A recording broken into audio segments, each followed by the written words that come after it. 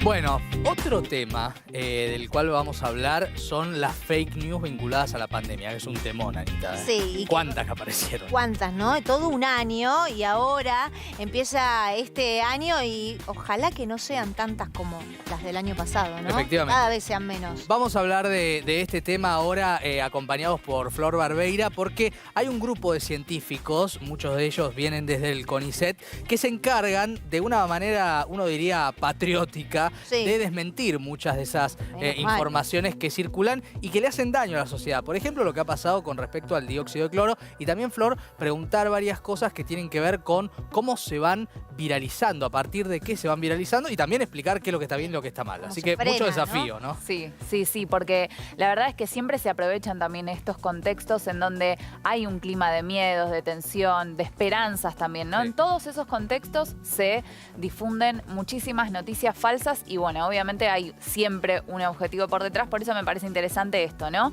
Tratar de explicar y tratar de dar las herramientas necesarias y tomar conciencia de lo que puede pasar, porque quizás decís, pero solo compartí algo por WhatsApp, nada más, Claro. hice eso. Y la magnitud a lo que puede llegar No eso subestimar, también, ¿no? Exacto. Esa pequeña acción que parece ínfima, no lo es. Total. Vamos a saludar a Belén Almejún, que es bióloga, investigadora del CONICET y miembro de Ciencia Anti-Fake News. Belén, buenas tardes. Flor Barbeira, Ana Sicilia y Maxi Leniani. Te saludamos. ¿Cómo va?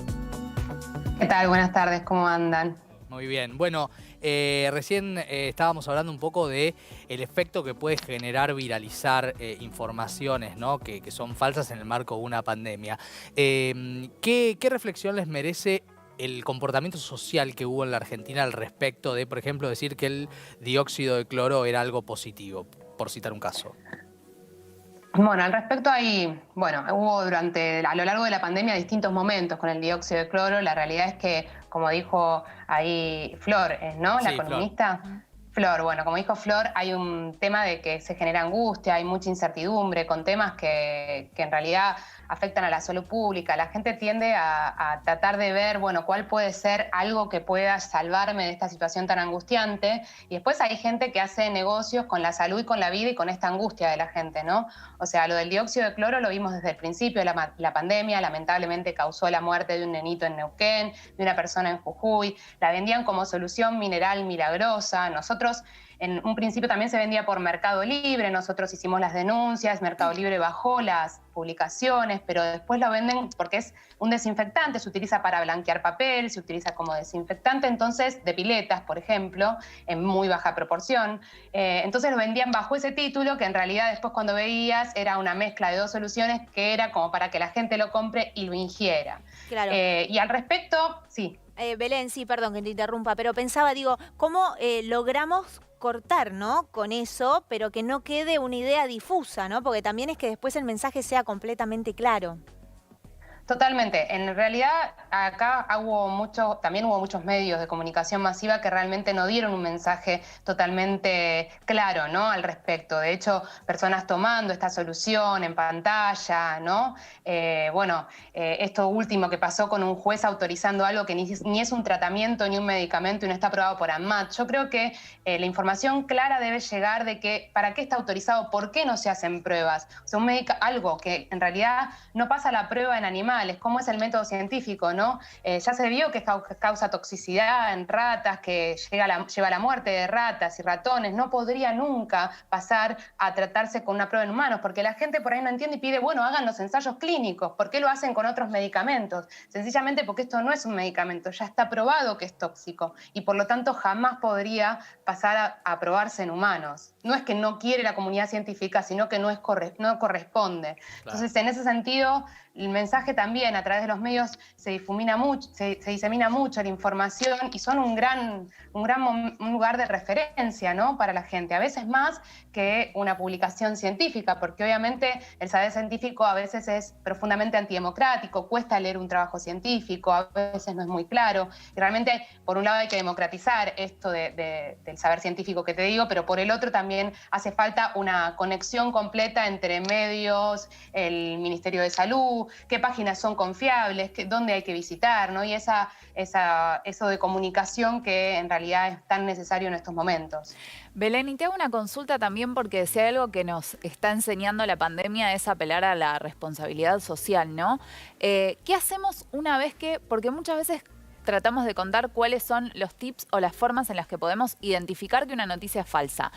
Yo te pregunto el paso siguiente. Yo compartí una noticia falsa. ¿Qué tengo que hacer después como para remediar ese error? Lo mismo puede, obviamente, caber para los medios de comunicación cuando propagan un mensaje que no es correcto, ¿no? ¿Cuál sería el paso siguiente?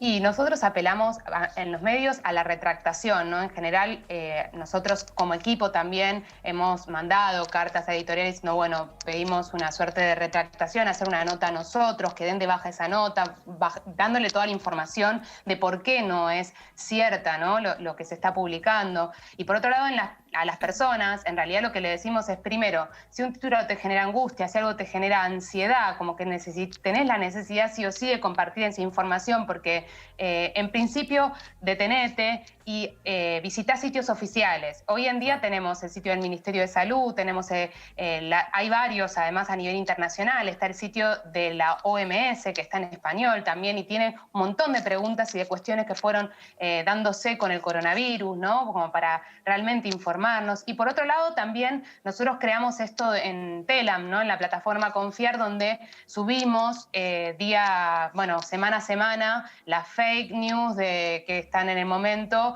las desmentidas, si son verdaderas, si es falsa, si es todavía apresurado, porque a veces no podemos decir algo es verdadero porque tiene el consenso científico, más en tiempos de coronavirus donde es tan dinámica la información. Entonces hoy algo que podría parecer verdadero, por ahí se demuestra que no es así, por eso decimos es apresurado, todavía no tenemos la cantidad de datos suficientes como para certificar que esto es así. Belén, ¿se entiende? Sí.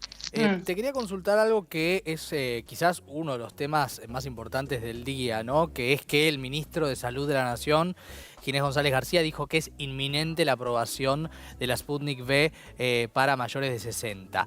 ¿Esto puede ser un principio de una tranquilidad más generalizada para la sociedad, sobre todo teniendo en cuenta que aseguran que antes de fin de mes van a llegar 5 millones de dosis? Quiero decir, estábamos todos expectantes de que el grupo de riesgo no se podía vacunar todavía porque no estaba autorizado en Argentina. Esto dejaría de ser así. ¿Cuán importante es la noticia? Te pregunto a vos como especialista en temas de científicos. Mira, la noticia es muy importante. Recordemos que la Sputnik fue aprobada en base a los datos que habían sido entregados a la ANMAT a principios de diciembre, ¿no?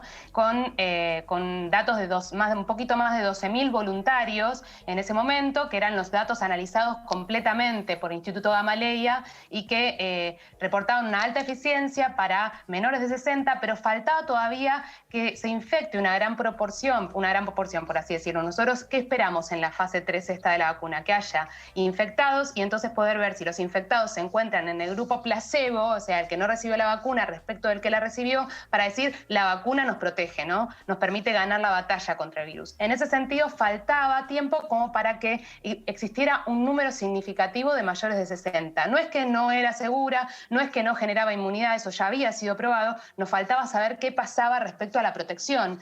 Y en ese sentido, Rusia, fin de diciembre, la aprobó para sus mayores de 60, los datos fueron entregados a la ANMAT, ahora hace pocos días lo están traduciendo y lo están analizando como para aprobar, con lo cual es excelente, ¿no? Mientras tanto, a la espera de la publicación de los datos completos, una publicación internacional, pero que los datos los tiene el agente regulador, que en este caso nuestro, el ente regulador es ANMAT, así como lo tuvo la FDA para la de Moderna, la Unión Europea para la de Pfizer. En ese sentido, la ANMAT está analizando esos datos que le brinda el Instituto Gamaleya para aprobarla para mayores de 60. Para mí es una excelente noticia, en particular para mis padres, ¿no? Que para mí es grandioso que se puedan vacunar. Así es, más temprano que tarde, ¿no? Padres y abuelos, ¿no? Padres y abuelos. Así es, Belén Almejún, bióloga, investigadora del CONICET y de ciencia, anti-fake news. Muchísimas gracias por pasar aquí por Somos PM.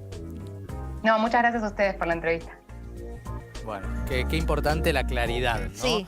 La claridad y el trabajo notable que hacen todos estos científicos argentinos, Y solo para hablar de la verdad, ¿no? Totalmente, y la claridad a la hora de comunicar, ¿no? Sí. Esto, sencillo, no, nada de palabras revoltosas ni nada que te quedás dando vueltas, no.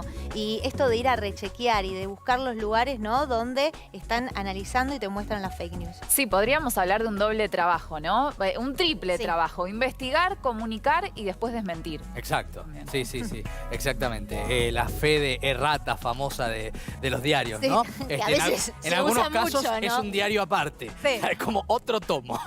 Pero Pará, bueno, digo, yo mientras me río digo, nos reímos, pero es triste eso. es ¿no? triste, claro, Es- ¿no? Y sí, además sí. implica para el ciudadano que de pronto cree en una persona o en un medio donde quizás sin mala intención se filtra una información equivocada, el daño de la inocencia, la pobre inocencia de la gente, diría Y Gieco.